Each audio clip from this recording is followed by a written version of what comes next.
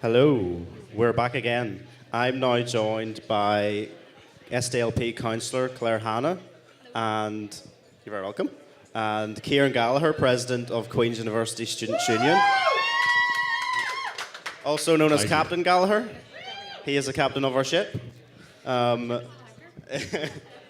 going to begin just, Ciaran, maybe, what have you found in your year as President of the Students' Union to be sort of the core issues for students today, and what would your message be to local elected representatives about what they should be prioritising in the year of a general election and an assembly election in 2016 as well? Big question, I know, but sorry. I know it's a very simple one. I would say definitely by far the biggest thing we've had to come up against as a students' union, and I might point out we have nearly close to 10% of the Northern Irish population are down as students. So think about that as a statistic for your electorate. But basically the biggest thing we've come up against is the cuts in the budget to particularly the Department of Employment and Learning, which basically means that we've had such threats as course closures, less students getting in and more having to go across the water, which is going to just add to the brain drain that we already have. But we also have, for example, the issue of St. Mary's being the threat of it being closed. What basically this message is saying to a lot of young people, and I get it very, very regularly, is a third level education in Northern Ireland a secure one, and will it be a worthwhile and reputable one in the years to come? And they're right to ask this, and indeed anyone who is of the age, particularly students, should do this. They should be asking politicians, if they come to the door, regardless of what party they are, what are you going to do for third level education and the public funding for it? It's extremely important because the education culture and the knowledge economy in this country is one of the best assets that we have, especially coming out of a post-conflict arena. Okay, thank you. And I suppose, Claire, then, if you were the politician that was knocking the door that Ciaran was behind, what would your response to that question be? Yeah, 100%. There's nothing there that I disagree with. It's so short-sighted and counterintuitive to when you're trying to grow the economy and make us kind of, world-class site for foreign direct investment and skilled jobs to slash basically education for future generations is just completely pointless. I think you've got to keep pushing the threshold higher and higher, below which people don't have to pay fees. This is a generation that's getting squeezed in every direction. Education is costing more and more, and people will come out with like a mortgage worth of debt practically for long-term education, and the jobs aren't there, so you're being squeezed if you're not in third level education by low-pay culture jobs as well as anything else. So certainly we need to invest in third level and in higher education more widely. Not everybody wants to go to university, not everybody should go to university, so we need to also not demoralise and diminish further in higher education as well, and just make sure that it's more people are leaving second level with the qualifications and the skills they need, but the education that they need is there for them and accessible. I didn't go to university when I left. I knew everything when I was 18, so I didn't need to. But and I went back to university in my 20s part-time, and that might work for some people as well. So we've got to try and make education fit to where people are. But as Ciaran said, we won't have the skills that we need to rebuild the economy if we slash the future, basically. And Ciaran, you actually touched on, you used the words brain drain, and an awful lot of people now today would say that it's not good enough for our politicians to stand up and say we have world-class institutions, but they're creating highly skilled, highly qualified graduates who are leaving in their droves and not coming back. What is the SDLP doing on a Stormont level or even a local level in terms of jobs creation? Yeah, I mean, these things are all linked. The brain drain, as well as people leaving for jobs and to set up businesses and for further education in other parts of the world. There's a political brain drain as well.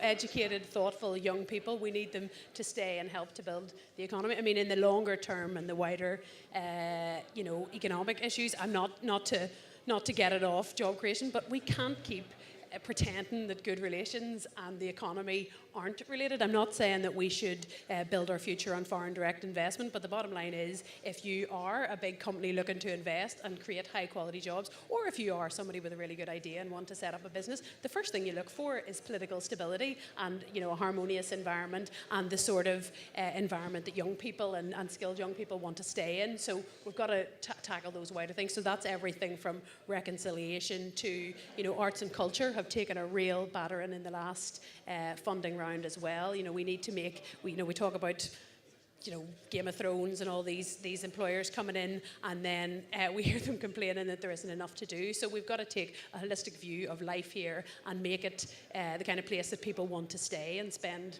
the next 20, 40, 50 years of their life in. Cool, thank you. One of the other questions that has been submitted for you specifically was the SDLP's position on the conscience clause. Do you want to expand on that? Yeah, I mean, I think it's a dreadful piece of legislation, and I understand my colleagues at the Assembly have absolutely no intention of supporting it. I mean, at its very base, it's attempting to legalise homophobia, and it's just so out of step with where people are now. And I think the most shameful piece about it, not only is it just dreadfully written and completely, you could drive a cart and horse through it legally, I think it's attempting to make homophobia an election issue. It's designed at this time, it's designed to kind of focus and boil a lot of issues down to kind of separating people and dividing people, and it's out of step with where people are. So the SDLP would have no intention of supporting the conscience clause. I'd be lying if I said, I mean, the SDLP I think has always done the right thing by the LGBT community and wider communities, and I'd be lying if I said it always came 100% naturally to every single one of our elected representatives, but we've always done the right thing. Looking back kind of about 10 years ago to the introduction of civil partnerships in Northern Ireland, which you might remember, you were probably very young, but it was the first place in the UK to get them, and I think there were moves then to block it. The Assembly wasn't up and running, and I think maybe the DUP said there's no point in extending the legislation, and SDLP MPs at that time stood up and ensured that civil partnerships were introduced here in the absence of the Assembly, and that maybe wasn't natural territory for the Seamus Mallon and the John Humes, but they did the right thing. It's a civil rights issue. You know, clearly you can see in the campaign for marriage equality in the South, the public mood is with this, and it's just desperately disappointing that there are extremist fundamentalists attempting to campaign on it and stir up negativity and basically roll back the clock on civil rights. It's a dreadful piece of legislation. Okay, that was quite a comprehensive answer. Ciaran, we're going to move on. This event tonight, the partnership between Queen's Students' Union and Rock the Vote, and what the event is actually doing, it's about bringing politicians into a forum where students are currently, and it's about removing politicians from their comfort zone, bringing them into where students are, where young people are, to talk in an environment where they traditionally may not always find each other. Do you think that's the correct way to go about trying to instill a more cohesive, maybe, relationship between politicians and the public and young people? And it could be, or are there any other ways that you can think of that may be about how to approach better engagement with politics from young people in Northern Ireland? It's quite a good question. The first part first. The fact that we have politicians, as I said, as I just tweeted, in fact, on student turf is definitely a good thing. Perhaps next year we should have this during the day and out on the front lawn so people can see it as opposed to down in the dungeon. But not to knock the efforts of Rock the Vote, I think it's a very noble thing they're doing. But what could politicians be doing? I guess, I mean, it's very much often seen, often by the young, that of course many politicians will pay more attention to the grey vote. In other words, the more senior members of society, because they are the more likely to vote out. If you truly want a stronger voter turnout, I think you need to start getting to know exactly what young people are about. And I think as soon as you start doing that, and if you start doing it sincerely, you'll find big gaps in many of the parties.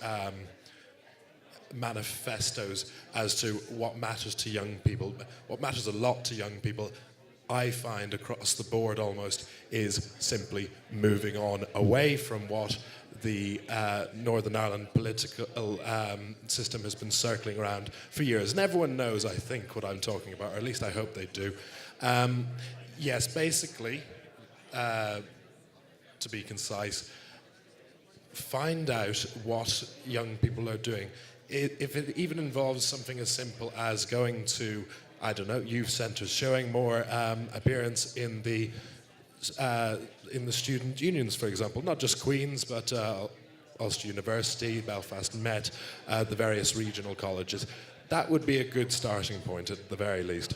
Okay, thank you. And Claire, just to finish off, if you think in South Belfast we have an SDLP MP, 2 SDLP MLAs, there's 25,000 students in South Belfast studying at Queen's, even more from Stranmillis as well, Stranmillis College. Do you think the SDLP currently represents students in the constituency well enough? Yeah, I think it's vital for parties to represent students, and like that's some of the stuff we talked about making this a viable and wonderful place to live. It's about engaging with students, and I don't just mean social media is a big part of it, but when you're knocking doors, knock student houses as well, and don't just if it's a family house, don't just say as your mum in, talk to students as well. But it's about students getting engaged with politics as well. Most young people and people at Queen's and other universities I've met are really interested in issues, and we campaign with NGOs. I work for one myself, and we campaign on issues, but actually everybody's got to step up. You've taken the first step here, you're at a political event and you're both involved. Get involved in political parties. We are in a democracy. Power changes hands through political parties. We need people to be in the boring business of contesting elections. I think something like 1% of the population is in a political party, so 99% don't get to be involved in shaping politics, except for that